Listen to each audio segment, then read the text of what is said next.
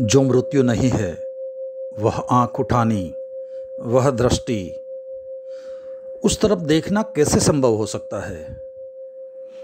उस प्रक्रिया को ही मैं दर्पण कहूँगा, जिसमें आप अपने को देख सके और उसको, जिसकी कोई मृत्यु नहीं है, जो कि अमृत है, उसे भी देख सके। और ऐसा नहीं है कि आज का आदमी उसे देखने में असमर्थ हो गया हो। आदमी हमेशा से ही असमर्थ रहा है। और ऐसा भी नहीं है कि आज की दुनिया आत्मज्ञान से हीन हो गई हो। हमेशा से थोड़े से लोगों को छोड़कर हमारा अधिकांश हिस्सा उस दिशा से अंधा रहा है। कोई भूल हो गई है आदमी के साथ। आदमी की संस्कृति में, उसके विचार में, उसके जीने के ढंग में कोई आधारभूत, कोई बुनियादी गलती हो गई है, जिसकी वजह से कुछ थोड़े से लोग ही जो उस गलती से उभर पाते हैं, उस गलती से मुक्त हो पाते हैं, वे तो स्वयं को, सत्य को और जीवन को जान जाते हैं।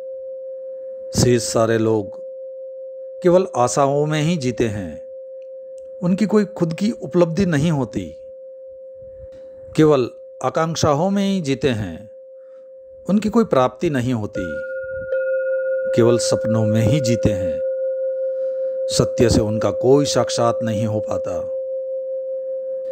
वे कौन सी भूल हो गई है, उन आधारभूत भूलों के संबंध में उसके बारे में बात करेंगे।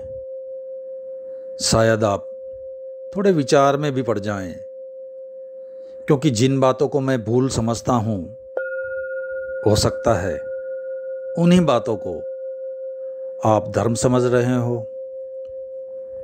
लेकिन मैं चाहता हूँ कि आप सोच विचार में पड़ जाएं, क्योंकि जो व्यक्ति विचार में पड़ जाता है, उसके लिए आज नहीं कल रास्ता मिल सकता है।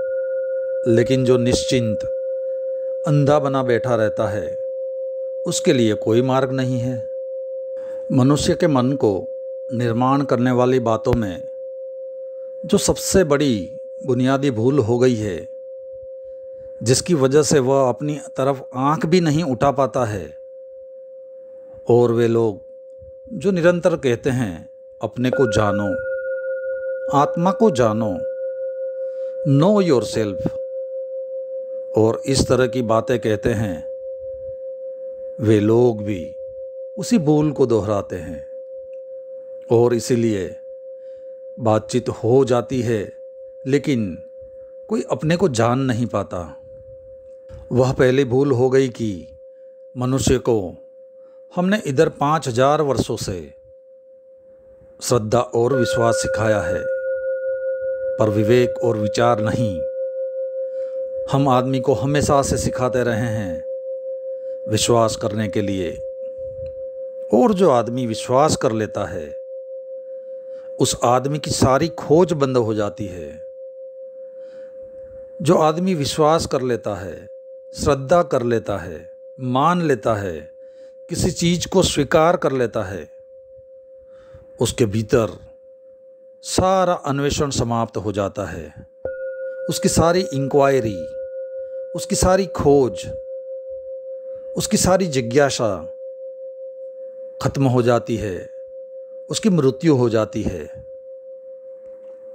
इन विचारों का सारांश यही है कि हमें विचार में ही रहना चाहिए। विचार से ही रास्ता मिलेगा।